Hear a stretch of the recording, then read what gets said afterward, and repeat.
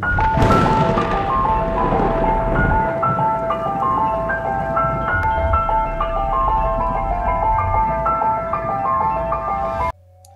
everyone, I'm Randy Suarez, aka Silver Crow, and today we're going to continue our 1000-year Blood War arc for Bleach Journey with episode 2, my episode 2 review.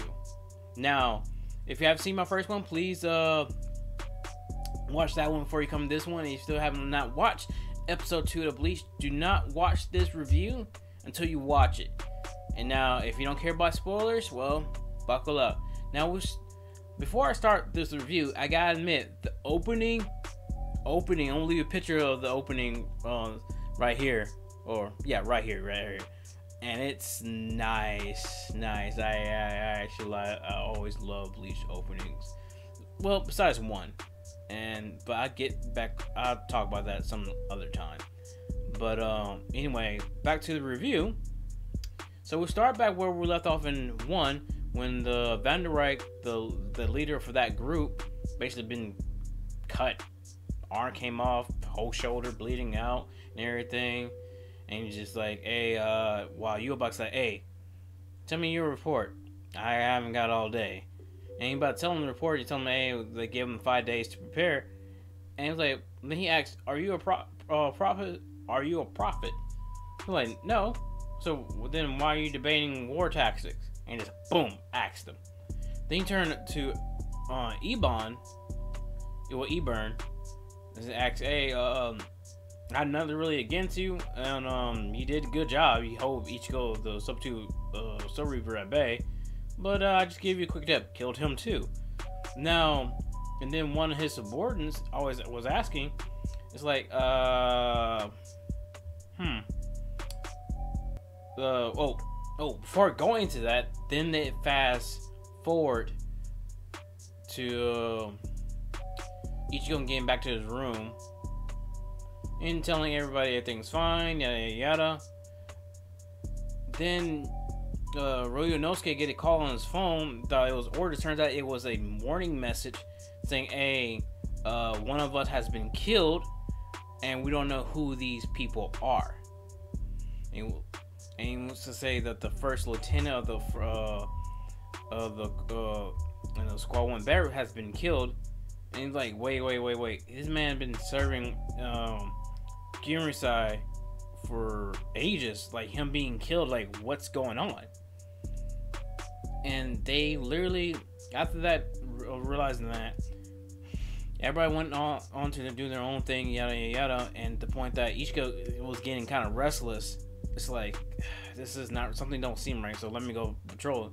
Then when he was patrolling, they'll fall off the sky in a funny way, always headbutting him with her head, and this time she accelerated the head gut and made him crash into the ground. And this time the reason why she was there in the world of living, because Wakamundo is being taken over. Now, fast forward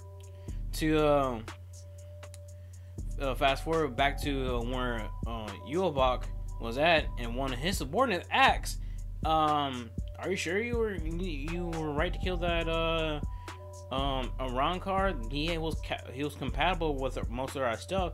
And Yubak like, "Nah, we got more. And plus,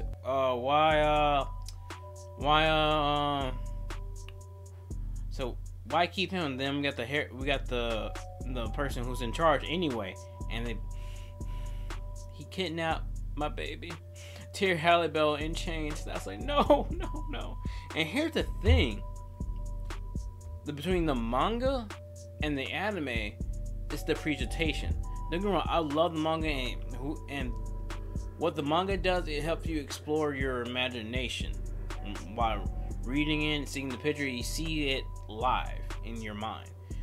But it's a different when you watch it on television or TV, whatever, wherever you watch it at. Seeing the animation, what they translate, come to life. And seeing Tyr Halibel, not just that, they even went above and beyond what the manga did not do. And this is Kubo's touch, showing how she got captured. Why? And this is going towards when they all meet up back in Ichigo's room, explaining what happened and how Halle Bell got captured.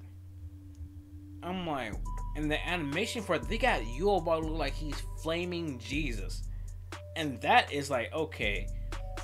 I thought the manga, for him, like, perceived him as a bad guy. This animation made him look like he is like, you know what, I'm just gonna nuke everybody. It gave me very much and this is another anime I want to put into this, how Asakura vibes, because how Asakura was on that demon time, and this man Yuobak was on like, you know what, screw it, boom. And the main reason why he was doing it was the unbalance of souls. Let's go back to what I said in the first one. Wonder why the souls that were staying in the Rukon district wasn't there. They disappeared. Like, there was like sense of no trace, which is weird. And also back to the first video I did when Mayuri realizing, hey, hollows are disappearing, but their souls are disappearing too. What's going on? So they all agree to go to Wakamundo besides Uryu, because Uryu basically had his pride, like, as a queen, it's my duty to destroy hollows. I can't go out of obligation, in which Ichigo understands, so did Orihime and Chad. So also they did the funeral, which was actually kind of quick on this animation. In the anime, this is the funeral for Captain Gyurosai Yamamoto. His lieutenant's funeral was kind of quick. And don't get me wrong, I don't mind it being quick. At the same time, I kind of want to at least a little bit slow down a bit, so it shows him being serious. But still, it did show him being serious, but not as much, because this man was clearly grieving.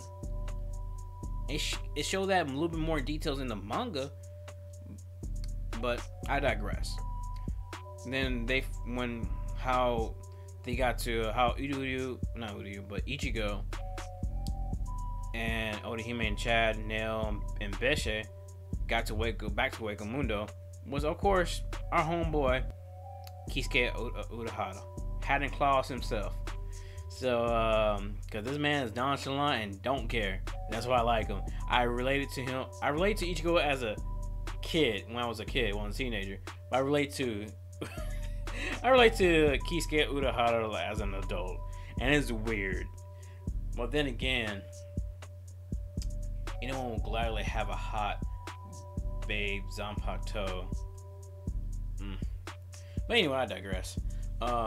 So they finally make it to Wakamundo, and Peche was pointing out, hey, this is what they do. They basically not simply destroy the hollows, even the somewhat of a mid-wrong card, but they're destroying their souls, and their reishi is like dispersed everywhere. So then we finally got introduced to the Stern Ritter that was in charge of this Wakamundo stuff. Stern Ritter J. Opie, and this man literally looks like an Opie. So Kubo got that right. But we also got reintroduced to these two. Okay, I never liked these two. The groupies for Aizens. I'm not calling by their name because Loli, well, I am gonna call them Loli and Molly. Loli and Molly, if I remember their names correctly. Either way, if I don't, I don't care, because they're annoying. Like, very. And not just that, they're not... Okay, I don't like them, second, they abused Orihime because out of jealousy.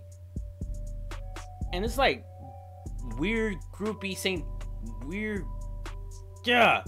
How can I put this? It's like, they know they're groupies, but they don't care. They know they get ignored, but they don't care. In the first, they're useless. They're very useless. I'm like, it's one got an attitude and one's a follower, and don't care. And it's weird.